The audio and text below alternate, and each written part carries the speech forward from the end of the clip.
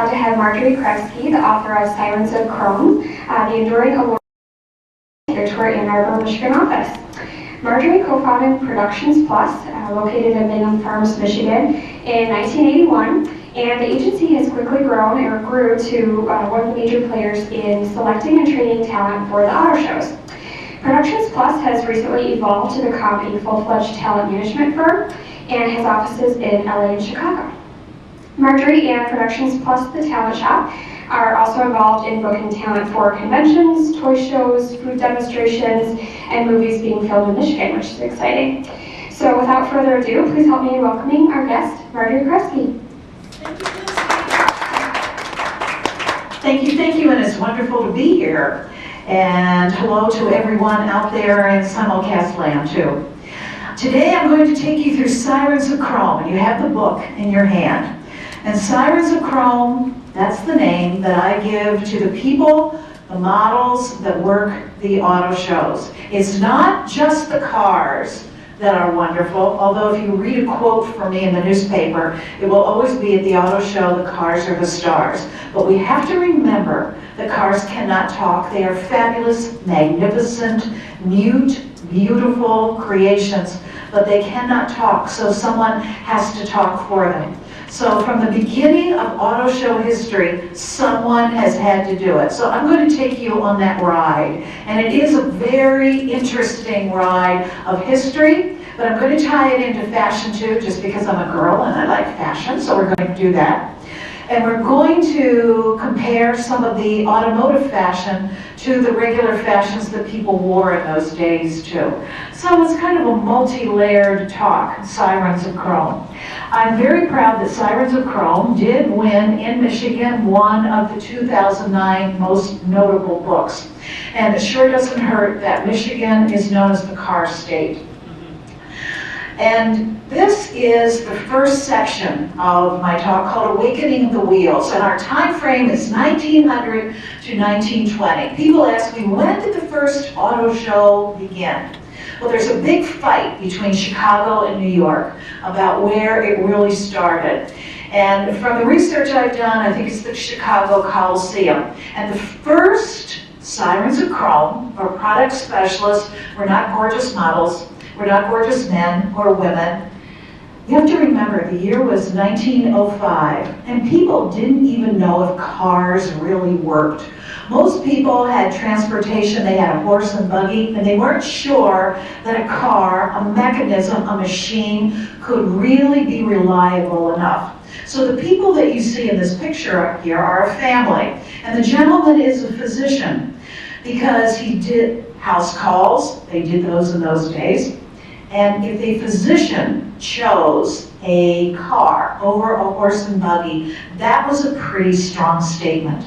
So the first product specialists or Sirens of Chrome usually were families because cars were marketed to families. Now, we are in Michigan, and of course, Detroit is known as Motor City. And the very first show in Detroit was at the Detroit Fairgrounds in 1908. And this is a very rare photograph of that. Notice the name signs on here. Daimler, which at one time was a very significant name in car manufacturing. And also over here it says McKay and Automotion. At the time Henry Ford started to create his concept of a car and assembly line, he had an engineering background, and there were hundreds of other engineers, especially in Michigan and on the East Coast, who thought, I can make cars too. And they could. There were many different cars made. The only difference was they were engineers and they could create a car, but you had to know how to create lots of cars and then market them. Now we're going into the awakening of the wheels, 1900 to 1920. And this is when Detroit really became nicknamed the Motor City. You go back in time to the 1920s, and I have the fashion photographs up here, and they are in the book. Fashions changed radically. They were pretty hip for their days.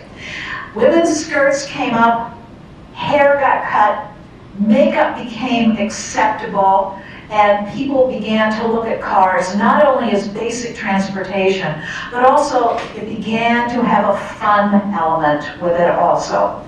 And here is a very interesting poster on the advertising of one of the first Detroit auto shows.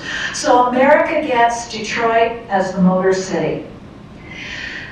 The next 1920 to 1940 I call the Combustible Years, because these were years when engineering and the creation of motors and things that made motors work better became created. And in the middle I have a picture of the human hood ornament. Remember this because we're going to see this motif carried out in every decade. In fact, if you go to the Detroit Auto Show, which opens on January 16th, you may even see a reproduction of many of this.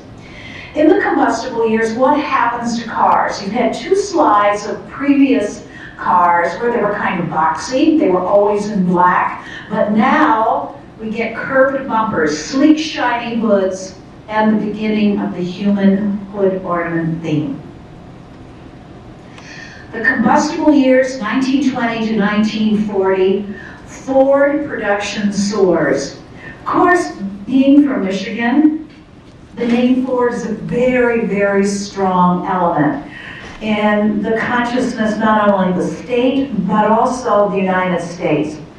But the Ford production soared to, and you'll see in the corner, 25 million automobiles, meaning that that reached across the nation. Also in 1930, a very significant piece of art was done at the Detroit Institute of Arts by Diego Rivera. Ford commissioned him to do the murals in the center lobby. And if you haven't seen them, it's really a statement of how the Ford industry and the automotive industry becomes ingrained in American culture. Now, one of the things I'm going to do, along with just talk, is I'm going to also show you some fashions. And I'm going to begin with a fashion, and Renee, if you'll come out here. This is Renee. Renee is not just a model. Renee is a Siren of Chrome. Renee is a model, that she has been a product specialist on the auto show floor all around the country for 5 years, working for Nissan. And she is wearing vintage auto show clothes. These are clothes that stood beside these magnificent Ute vehicles and talked about them. The dress, organza, the year 1950. And she is carrying with her the car to which the dress and the coordinates. The color of the dress is pretty much the same color as a 1950 Ford. Now go back in color history a little bit. This was very radical, very avant-garde, and very, very forward for 1950. But of course the dress is very lovely. It's still in fashion now. If I could fit in it, I would wear it at some point also. Thank you, Renee. And she'll be back with 3 other elements. But we're going to go to the Combustible Years between 1920 and 1940. And this picture from 1938 is one of the first documented pictures of women, Sirens of Chrome, who are literally talking about an engine. They're performing a skit demonstrating the workings of the Chevrolet engine. And if you could just jump into that picture, you would see the energy that this created at the auto shows. They had people in very glamorous gowns, and notice the picture book hats and the gloves, talking about the inside of an engine. Started in this era and continues. If you'll notice the GM picture in 1936, people packed to the auto shows. The auto show began to be part of the Americana culture. People wanted to go there. It was definitely part of America. And it wasn't just for guys who like cars. It was for the entire family. Because people began to realize, even in the 1920s to the 1940s, that women were very interested, especially in the interiors of the cars and the colors. In the combustible years, 1920 to 1940, show business really got into the act. The picture that you see here from 1939, there's no business like car business. There was a phenomenon in America called the Ziegfeld Follies. This phenomenon became interpreted into the auto shows, and many of the preview nights that opened the auto shows began with extravaganzas that were very similar to the Ziegfeld Follies. However, instead of having a star name come out, they would have chorus girls and they would have musicians and magicians and songs, but it wasn't the star that came out that was human. The star was the car surrounded by all of this. And here is a 1927 hood ornament. Actually, she is one of the Marion Morgan dancers of the era who was hired by Packard to go around the country doing interpretive dance around the cars.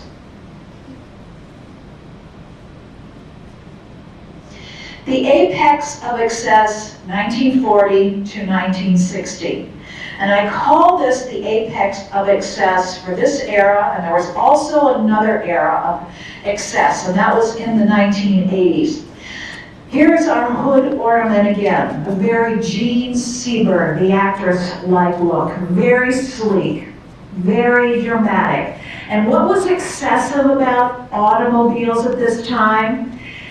Excessive chrome. You'll notice in the upper right to the Buick, the very massive, very strong grille on the front, the curves, the fins, and the bumpers.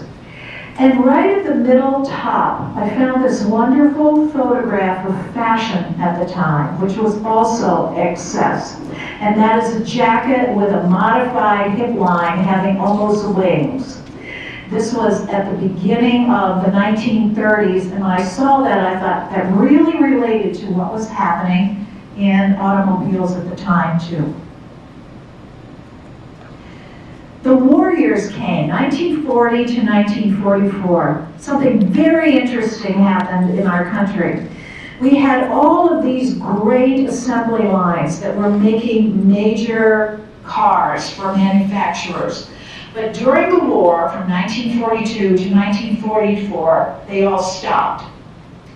Literally, car manufacturing stopped during that time so that these companies could produce tanks and munitions for the war.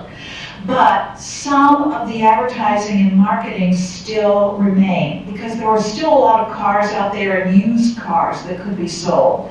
So this picture called Holding Down the Fort from 1942 is one of those rare photographs. If you look very carefully, and this photograph is in the book that you have, there is a license plate on the front, and it has the initials of Ford on it. That is the first recorded instance of a vanity plate. So Ford really started the vanity plate.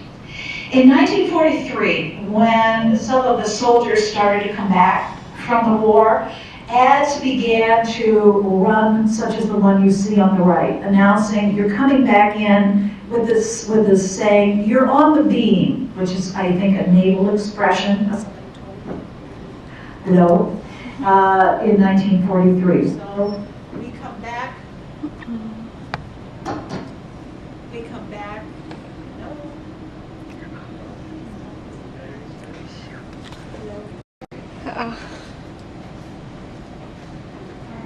That's okay. I think. Our next era is 1940 to 1960. And in 1960, and this was my age, I loved the 60s. And I have Renee over here. Renee, you want to come in? This is my absolute favorite you're going to see today. Psychedelic Power, 1960s. I love the dress, but you have to know what car this stood beside. The 1960s, of course, the group was the Beatles. And Rolls-Royce created for John Lennon the Rolls-Royce Phantom, the psychedelic Phantom. And this car actually was, thank you. This car actually was at Greenfield Village, I think it was about a year ago, and I remember going to see it and taking this dress to stand beside it. And it is a beautiful combination of the Siren of Chrome and the perfect dress with the perfect car that really is a historical car. And used a great deal, I understand, by John Lennon, who really loved it. Thank you. Now, what else happened in the 1940s to the 1960s? Imports began. That may be a bad word in Detroit, but it did happen. And if you look at the bottom, BMW began with their small little car, the Isetta. This summer I sat in an Isetta at the Sloan Museum when they had one of their car shows. It's very small, it's very cramped. I'm 5'9", but it sure is a cute little car. And they were able to get all of these lovely Sirens of Chrome in the car. Also what's happening in the apex of success is in the middle you see an ad that appeared in Life magazine called Fashion on Parade. And what was happening in automotive design was they decided, you know, we have all these designers, and they're these designers who are just looking at cars, but what if we would look what's happening in women's fashion? So automotive designers, it started with General Motors, asked a designer of the time named Hattie Carnegie to design a dress or an ensemble for each one of their brands. And that is in the book, and it is a great panorama of fashion and car design for that era. And I love the look of the concept sports cars. Sports cars have pretty much always been with us, but especially in the 1950s, they started to become very, very glamorous. And notice the very glamorous Siren of Chrome that they had beside that sports car. Now, apex of excess. This one picture on the left, the Chicago Auto Show Cadillac Debutante concept car from 1950. One of the reasons that I wrote this book is whenever I go out to dinner, I have lots of car stories to tell. Some of them I think are true, some of them I know are true, and some are probably fantasy. This car picture I thought was fantasy. I had heard that Cadillac in the 1950s developed a concept car, and on the inside, the interior was lined with Somali leopard pelts. Now, I did not think that was true, but it was a great story to tell. The research for this book was mainly done at the NAC, the National Automotive Historical Collection at the Skillman Library in Detroit, and I mentioned this story to one of the librarians, and she said, you know, I think that might be true. I think I've seen that picture. So you know how you're supposed to be very quiet at a library? She brought the picture and she put it down in front of me. And I had to just scream because it really, really was true. Because people have been telling me that it is so politically incorrect to do now that in the 50s they couldn't even conceive it. But they did. And notice the Siren of Chrome, or the model who is in the car, she has a dress with complementing collar and cuffs and Somali leopard. And I think it took, I have it listed in the book, over 100 skids to create that. The other thing that is amusing is, in this time in the 1950s, Sirens of Chrome were not all on the auto show floor. Television was a very, very big thing.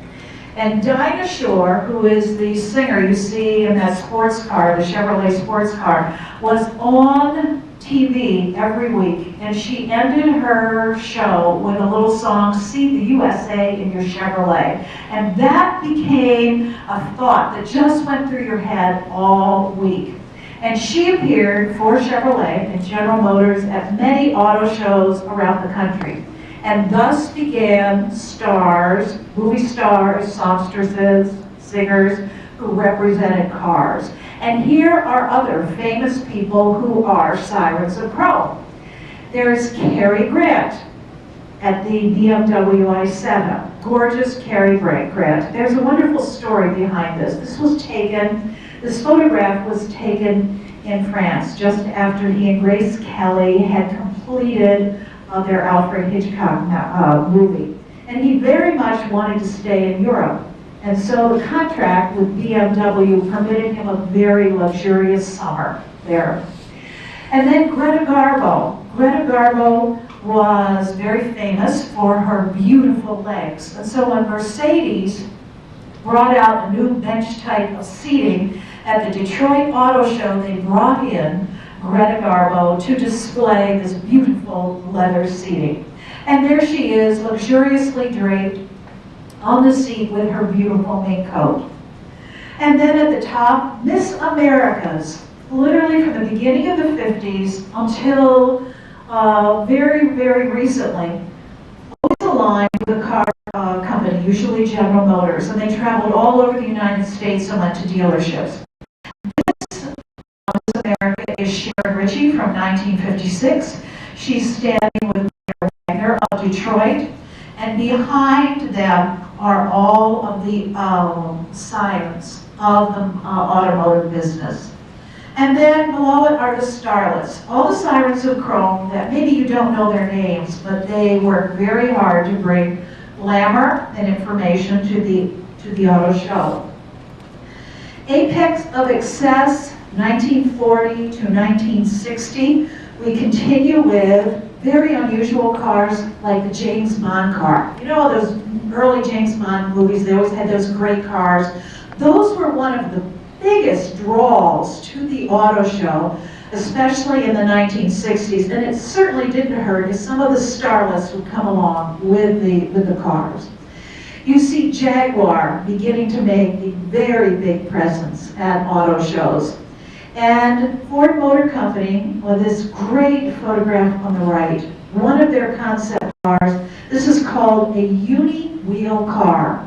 One wheel that would balance entire car. Very unusual in concept. But what else is unusual about this photograph, fashion-wise, is think of the 1960s. Women wearing pants at the beginning of the 1960s was very, very fashion-forward. So we look at these photos now and we have to think about where did they come from. 1960s, the car becomes the chick magnet. The automobile is so ingrained in the psyche of Americana, and the styling is so sensational and sexy that it does become the chick magnet. And now, Renee, let's take our next wardrobe. We're going to hop ahead about 20 years. This is 1980. And do you remember me talking about the apex of excess? In the 1980s, you can't over-design anything anymore. You have ruffles, ruches, sequins, pearls. But this is what was happening on the auto show floor in the 1980s. And this was also the time of Farrah Fawcett hair and big hairdos. Now, the car that she has is a very special version of the Corvette. And of course, the Corvette is one of the signals of great-looking, sexy cars. And I will just quote you the name of the color of that pink. It's called Bitchin' Pink. And I didn't name it. That came from the creative team that did that. And this was another outfit that was on the floor of the auto show, or could be. Thank you, Renee. Then we continue from chick magnet to muscle car mania in the 1970s. And the dress that you saw that she wore from the 1960s could also go into this. You will notice cars began to have car detailing, and they have a lot of work that's done in the front, cut out in the front. Grills are different. They're not just massive, they may be indented. So the muscle car mania began. And in fact, on Woodward Avenue in Detroit, every August, the Dream Cruise brings out the best of these muscle cars. Something happened during the 1970s and 1980s in the muscle car segment, and that is the racing circuit began. We've always had racing. Ever since cars could go on a track, we have had racing. But it really started to take hold during the 70s and 80s. Every automotive company decided they would have either their own racing team or they would support a vehicle. So we begin to see also a lot of advertising on cars during the racing circuit also. And here is revving excitement. And I included this slide because this slide is General Motors Pontiac Fiero. The nameplate is going away, but it certainly was an exciting time at the auto shows because the color of Fiero red was bright, sexy, and very identifiable. And also, this was the beginning of creating t-shirts and memorabilia in the special colors of those cars. And now we come to the present, what happens at auto shows. We now have divas that become Sirens of Chrome. And here is Celine Dion doing for the celebrity black tie evening, singing for Chrysler. And then press shows we have Sirens of Chrome that are just very beautiful around the Mitsubishi SST. And auto shows are not only part of America. We may have started here, but they are all over the world. And I've taken most of these pictures except the one in Shanghai. There's a show every 2 years in Paris, show in Frankfurt. I have 2 pictures from there. And it is really global. Almost every major city in the world hosts some kind of auto show. And here we go into the future. The power of the auto show, which we will see here in Detroit in the next couple weeks. This is a picture of the press conference. And I love this Toyota I-Unit because not only do you see cars, but you see concepts of other vehicles that the designers are working on. And then I love this picture from the 1950s. This is the Monte Carlo, the Pontiac Monte Carlo. And at that time, the big siren of the screen was Gina Lollobrigida. So they decided to do 3 very attractive lookalikes for that. So that gives you a little overview of Sirens of Chrome. And do you have any questions about cars, the era, the fashions, or the people that participated in it? Sure. So, in addition to being models, then part of the deal is they also have to be educated on the car shows, right? That's correct. So the question is, besides being models and probably looking attractive, do you have to know about the car? You have to be a gearhead. And that's very deceiving sometimes because when you go on the auto show floor, you'll see people and they look like models and you'll think, oh, that's a very attractive man or woman. And I say man or woman because they're both men and women that are product specialists. But all of them go through a very rigorous training program. I know just within my company, we handle some of those training programs, and most of them are at least 5 days. You learn about the culture of the automotive company. You learn about each model. You learn about some of the future things that they're doing. And you learn about usually the top 10 or 20 questions that people might ask about the vehicle. Although you can never know everything, you know, and you have a source to go to. But you can talk car. You know about the business. You know how an engine works. You know what a carburetor is. You know what an overhead cam is. You know what a fuel injection engine is. And also you can explain today hybrid technology because a lot of people are interested in green and green vehicles and what that means. So before I take another question, I want to show you our final dress, which is from the 1980s. And I always use this one for last because this is a Bob Mackie design dress. And I showed you the Pontiac Fiero. This goes with the Pontiac Fiero, and it's called the flame dress. And it was one of 4 dresses he designed for Pontiac. Actually, someday this dress will probably be in a museum, because in 1982 it was on the auto show floor, and I believe it was also repeated again in 1983. During that time, Bob Mackie designed for movie stars such as Cher and other very, very glamorous stars, but here he took a turn at designing for the auto show. And other designers that designed for the auto show were Bill Glass, Jeffrey Bean, Halston, all of the big names. So that is our flame dress. Thank you, Renee. So that was a good question. So they have to be attractive, but they also have to be gearheads, because people are coming to the auto show, and sure, they want to see the car, but a lot of people really want to know what the technology is, and what's under the hood, and how is this one different from the other competitor. Competitive information is a very important part of the training. And also part of the training is driving the cars. You can't talk about a car unless you've really driven it and can talk about its takeoff. You can say, the car goes from 0 to 60 in like 10 seconds. But until you've experienced that, you really can't talk about it intelligently. So thank you for that question. Any others? I find the same thing as Sirens of Chrome and hot rod shows that are official car companies, but Well, I think every place that has an auto show has a Siren of Chrome.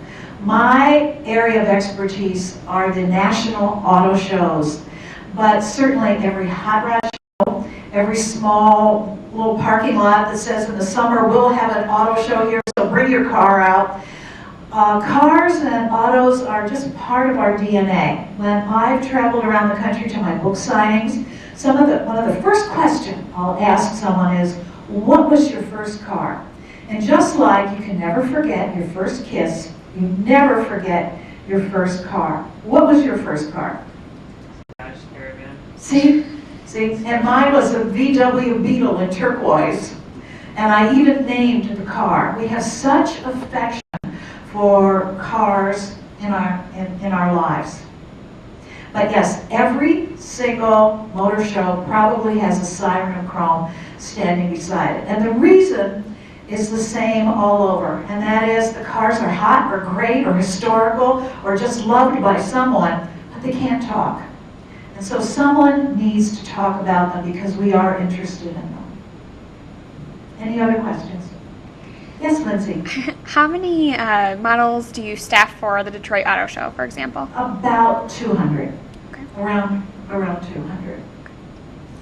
And someone at my office will probably correct me when I get back and say, no, it's 250, but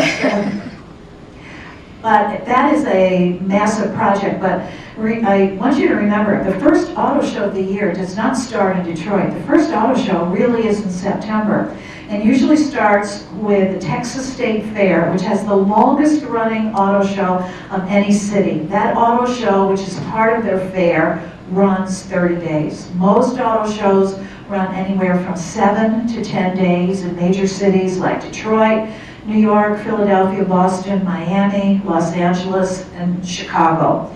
And then most what I would call moderate medium cities have auto shows also. Buffalo, Providence, San Antonio, Texas also have auto shows. So it's all over. There are 73 auto shows all over the United States from September until May. Then those shows stop, and then summer events begin with automotive. What's your favorite auto show? My personal favorite, beside the Detroit Auto Show, which is where I live, is I like the Chicago Auto Show because it's in the dead of winter there.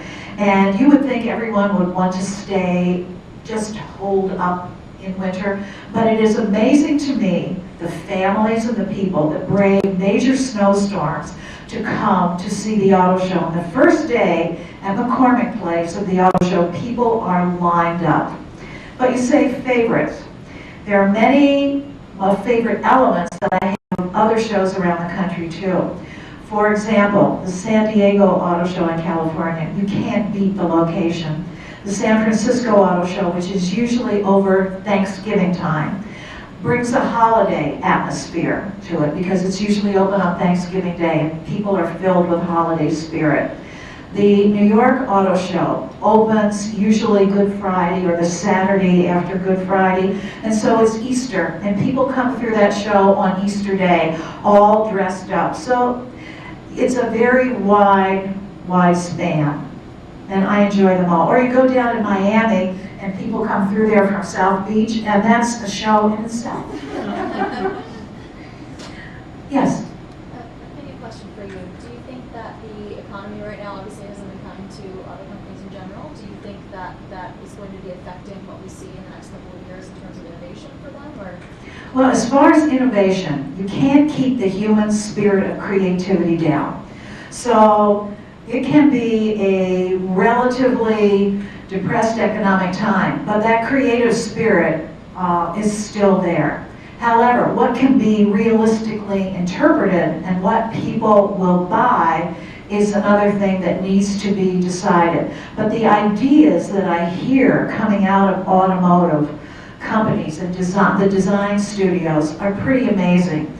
I was at the LA Auto Show last month, and Honda had a press conference, and one of their main focuses during that press conference was new design. They had their designers speak, their executives spoke, but mainly they focused on some pretty interesting new things that potentially could come out. And most people now are very interested in hybrid cars, what can be newer. I always like to think from 1900, the beginning of my book, until 2008, that was phase one of the great automotive industry. I do believe we are seeing now in 2009, 2010, that next venture. And I think it will be pretty exciting. When you see historically in pictures where we went in 100 years, just imagine where we're going to go now, just with the technology. I know in my car right now, sure, it drives great, but the technology in it is really great. I can talk on the phone, it'll tell me where to go, it'll tell me if I'm going to hit something. It's really cool. In terms of fashion, how are they dressing fashionably to display the technology? Fashion-wise, how are they displaying the technology? Like this year, what will we see for like the new hybrid that's out? You'll have to go to the show. You'll have to go, because I can say the words, but you have to see it and then have somebody stand beside you and take you through it.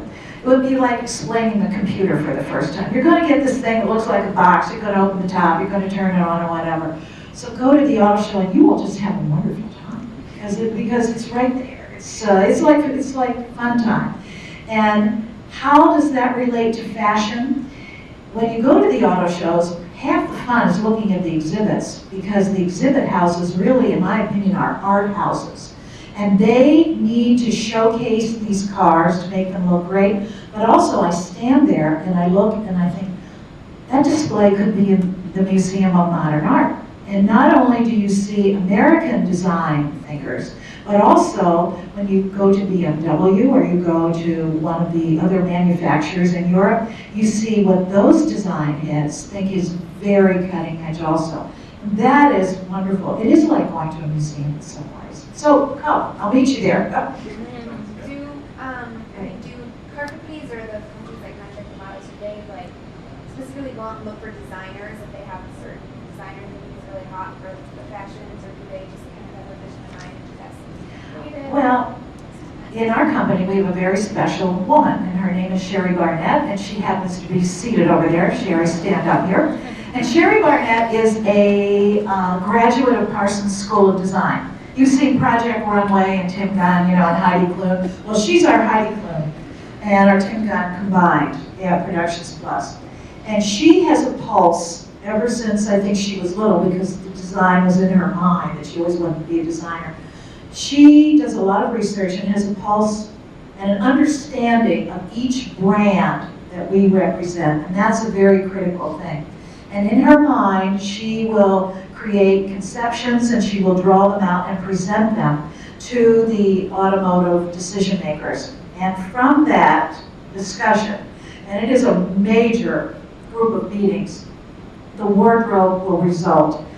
The things that you saw on Renee as part of the mini fashion show did not just happen. These were deep, deep thoughts. The color had to be perfect. The design had to be perfect. I can only imagine all of the behind-the-scenes discussion on that flame dress that you saw, because the flames had to look right. They had to be part of the same advertising thought and genre that was already there.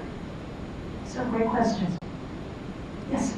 I've noticed the last few years of the auto show, the Detroit Auto Show, that a lot of the outfits aren't so much dresses, like pop culture dresses, but more business attire. Kind of like you're wearing now. Is that kind of today's? Well, and also that goes with fashion. If you look what's happened in fashion, fashion is a lot more classic now. An example of that would be the Lexus people. Informed Sherry Barnett that they wanted to do things that were very classy and classic, and they wanted a name designer on their floor. And so they chose a designer, and that designer's thought happened to be very classic clothes. And at first look, you would look, okay, that's a navy suit, that looks pretty classic. But when you look at the cut and the structure, that could really stand up for years. So they were going to more elegance instead of more flash. And as you saw in the 80s, in that little pink number that was over-designed, that was a lot of flash. So car design and fashion design changes also. But I think if you go to the auto show this year, there's always a mixture. You're going to find that very sleek styling, but there's always something that's really out there and wowing too. Can you talk a little bit about your role or your company's role in the Michigan film industry? Sure, and that's another question, and the question is talking about my company's role in the Michigan film industry.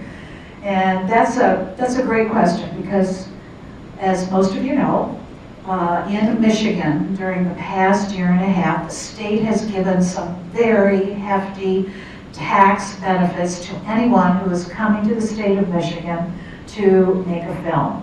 As a result, an industry started here about a year and a half ago.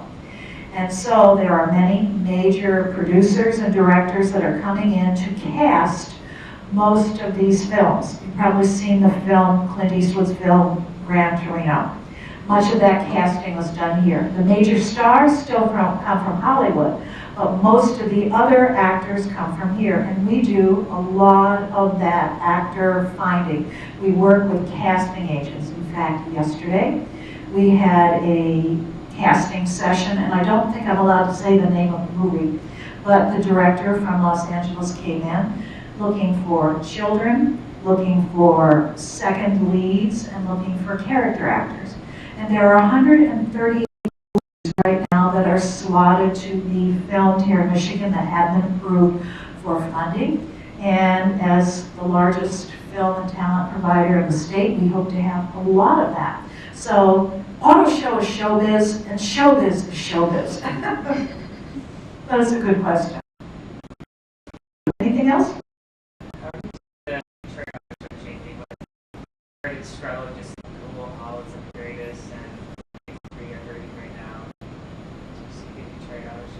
I wish I had a crystal ball so I could answer that, but I do have some thoughts on that. And number one, yes, Cobo Hall is an issue. You read about that all the time. But the city found several $1 million to fix it up for the show. Or I think everyone would have been very, very unhappy. So there have been some fix-up things. And as far as the show with the economy and the car business, we have graphs in business. And on the graphs, things go up and things go down. It's basic math when you see a graph.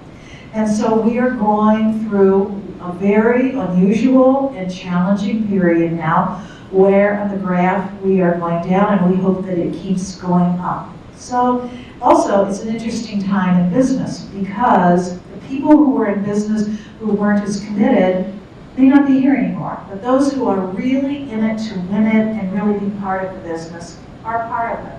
So it's a very interesting time. Okay? Lindsay, thank you, and thank all of you. And thank you for your wonderful questions. And if you like, I would be happy to sign any of your books afterwards. Thank you. Thank you.